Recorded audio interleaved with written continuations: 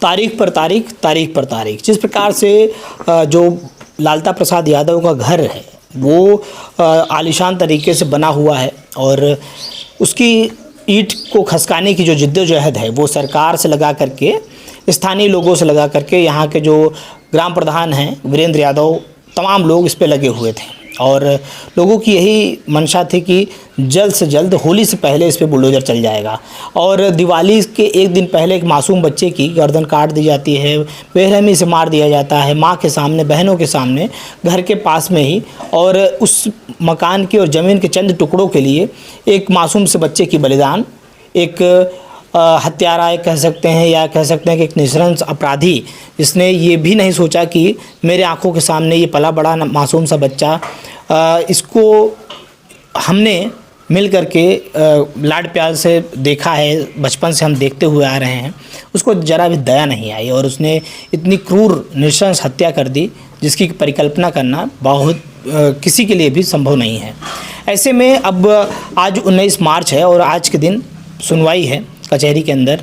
देखना है कि इसमें आज क्या कुछ मामला सामने आता है, क्योंकि लालता प्रसाद यादव के घर के ऊपर बुलडोज़र चलने की जो जिद्दोजहद है उसकी आखिरी तारीख, आखिरी डेट, आखिरी सीमा जो है आज तय की गई है तहसीलदार द्वारा। देखना है कि इसके बाद क्या कोई किसी भी प्रकार से इस मामले को आज ही समाप्त कर दिया जाएगा या इसमें आज जो है सुनवाई के लिए जो बातें की जा रही थी कि इसमें कुछ निर्णय जो है आज वो तहसीलदार द्वारा दे दिया जाएगा या फाइनल जो वर्डिक्ट है उसे सुना दिया जाएगा, ताकि इसमें जो भी प्रक्रियाएं हैं 2-4 तारीखों के बाद में बुलडोज़र चलने की जो बात की जा रही है वो बुलडोज़र चल सके।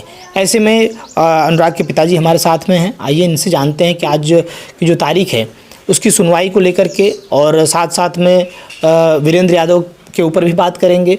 तो पहले तो चाचा जी बताइए कि आज जो बुलडोज़र चलने की प्रकार से जो तारीखों का सिलसिला है वो कई महीनों से आप देख रहे हैं और जो बुलडोज़र चलने की बात की जा रही थी उसमें भी देरी दारी जो दिखाई दे रही है, लेकिन उसके बावजूद अब आज फिर से जो तारीख है 19 मार्च की, क्या लगता है आपको कि आज तहसीलदार में के कोर्ट के अंदर वकील साहब द्वारा कहा गया था कि एक आखिरी तारीख रख दीजिए, तो आज रखी गई है, तो पूरा उम्मीद है आपको आज फैसला हो जाएगा?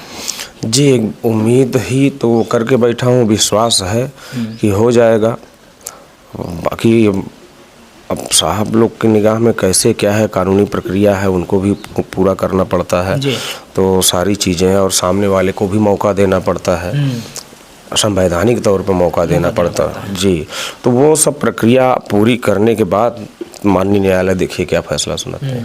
अच्छा, ऐसे में देखा गया कि बहुत समय दिया गया, चाहे लालता प्रसाद यादव का जो वकील है उसने कई बार तथ्य पेश किए, चाहे उसमें लेखपाल की रिपोर्ट लगाने की बात की जाए, चाहे उसमें जो उसकी पत्नी है उसके द्वारा भी कई बार देखा गया कि भाई बार बार अपने बयान को बदलना या किसी बहाने को लेकर के कोर्ट से फरार हो जाना या अपने कह सकते हैं कि मेडिकल का हवाला देना, तमाम चीज़ों को लेकर के एक लंबा समय भी उन लोगों ने खींचा। तो क्या ऐसा नहीं लगता आपको कि इसके लिए वो और भी कहीं तैयारियां कर रहे होंगे कि यहाँ से कोर्ट से अगर कुछ फैसला आता है तो हम इस मामले को लेकर के अगले कोर्ट में जा सकते हैं? जी बिल्कुल, कुछ भी कर सकते हैं वो लोग और जाएंगे भाई, वो ये उनका भी अधिकार है अपना बचाव करने का। जब यहाँ अजमल कसाब को वकील मिल जाते हैं तो इनकी कौन सी बात है। तो सब लोग को अपना बचाव करने का कानून मौका देता है, कोर्ट मौका देती है कि आपको जो भी साक्ष्य प्रस्तुत करना है, जो भी कहना है और जो भी सबूत देना है आप सब कर लो अपना बचाव के लिए। बाद में कोई दोषी न हो, कोर्ट के ऊपर ये इल्ज़ाम ना लगे कि आपने बगैर दूसरे पक्ष की सुने ही फैसला दे दिए। तो ये सब कानूनी प्रक्रियाएं हैं भैया, आप उसके लिए मैं क्लियर करके आप बोल दूं। अब जिस प्रकार से अब ये एक तो बुलडोज़र का फैसला जो कानूनी प्रक्रियाओं के में बंधा हुआ दिखाई दे रहा है, ऐसे में एक और नया मामला सामने आ चुका है वीरेंद्र यादव का। जिस प्रकार से जो ग्राम प्रधान पति हैं वीरेंद्र यादव, उनके उस पूरे प्रकरण को लेकर भी लोगों के तमाम कमेंट्स आ रहे थे कि अनुराग के पिताजी की भी राय लीजिए कि क्या उनका मानना है, क्या उनका कहना है। तो ऐसे में आप क्या देखते हैं कि जो वीरेंद्र यादव का जेल जाना है, या कह सकते हैं कि जो न्यू लकी ढाबा पे जो उनकी जो ढाबा मालिक से, संचालक से किसी बात को लेकर विवाद हुआ था, क्या पूरा प्रकरण है, क्या पूरी जानकारी आपको कुछ इसमें कुछ लग रही थी? जी भैया, हम तो उस समय हमारी तबीयत खराब थी, होली का त्यौहार भी था, 3-4 दिन हम खाना ही नहीं खाए थे, तो मैं चारपाई पे भी पड़ा था, तो सिर्फ रो रहा था। तो दवा इलाज हुआ, तभी फिर 2-3 दिन से चल फिर रहा हूँ, नहीं तो मैं चलने कंडीशन में भी नहीं था। तो मीडिया के जरिए मुझे जानकारी मिली कि ऐसा कुछ हो गया। हमको बड़ा ताजुब हुआ। पहले दोनों लोग दोस्त से भी थे, दोनों लोग सुभाष और प्रधान जी, हाँ पहले दोस्त थे, लेकिन अब बीच में कैसे क्या हालात बिगड़ गए, कैसे इन लोगों के बीच में इतना मनमुटाव हुआ, तकरार हुई, मुझे विशेष जानकारी नहीं है।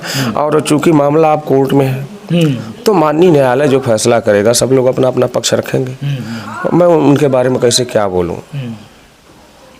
मामला जब कोर्ट में जा चुका है और जिस प्रकार से तमाम लोग जो हैं, जो सुभाष यादव जो कि होटल के संचालक हैं, जो न्यू ढाबा के, लकी ढाबा के, उनके द्वारा तमाम आरोप लगाए गए कि रात्रि के समय पे आकर के उन्होंने मारपीट की या मुझसे रंगदारी मांगी 20,000 रुपये, और मेरी पत्नी के साथ में अश्लीलता भी की और ब्लाउज भी फाड़ दिया, तमाम चीज़ें ये आरोप लगाए गए हैं। इसमें आप क्या देखते हैं कि क्या जो वीरेंद्र यादव हैं उनकी जो क्रियाकलाप देखा जा रहा है कि पूरी तरीके से अनुराग यादव मामले में आपका कहीं ना कहीं मदद भी कर रहे थे, कोर्ट से लगा के, कचहरी से लगा के, घर तक जहाँ भी देखा जाता था, मीडिया के सामने हमेशा रूबरू भी होते थे और कुछ जानकारियाँ भी देते थे कि आगे क्या होने वाला है, क्या नहीं होने वाला है। जी जी बिल्कुल सहयोग में थे, खड़े थे, ऐसी बात नहीं है।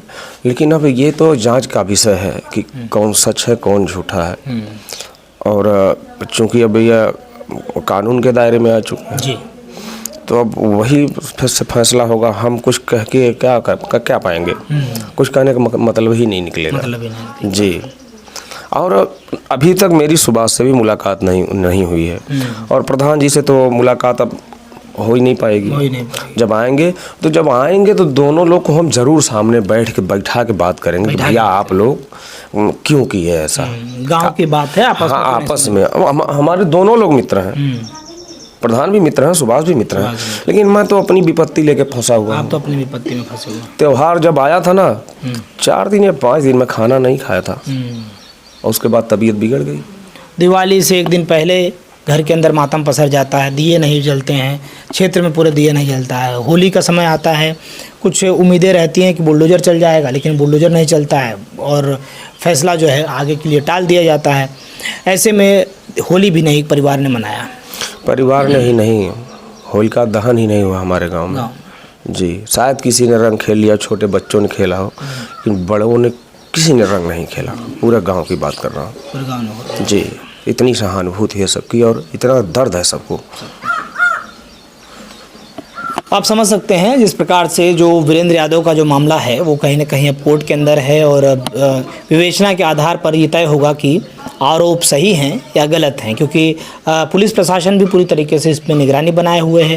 कोर्ट के अंदर मामला जा चुका है, इसलिए कहना कुछ जल्दबाजी होगी और ऐसे में जो ढाबा मालिक हैं उनकी अपनी दलील है, वीरेंद्र यादव के परिवार हो चाहे वंदना यादव जो ग्राम प्रधान है उनकी अपनी दलील है। सबकी बातें जो हैं आप लोग देख रहे हैं, समझ रहे हैं। अपनी प्रतिक्रिया आप दीजिएगा, बताइएगा कि आपको क्या लगता है। और ऐसे में अब आज की सुनवाई में क्या कुछ तथ्य सामने निकल के आने वाले हैं, क्या आज आखिरी तारीख हो जाएगी, क्या लालता प्रसाद यादव के घर के ऊपर बुलडोजर की आखिरी कील जो है वो तहसीलदार कोर्ट के अंदर 19 मार्च 2025 को लग जाएगी, ये देखना बड़ा दिलचस्प रहेगा। पल पल की अपडेट आपको देते रहेंगे, बने रहिए हमारे साथ। जय हिंद, जय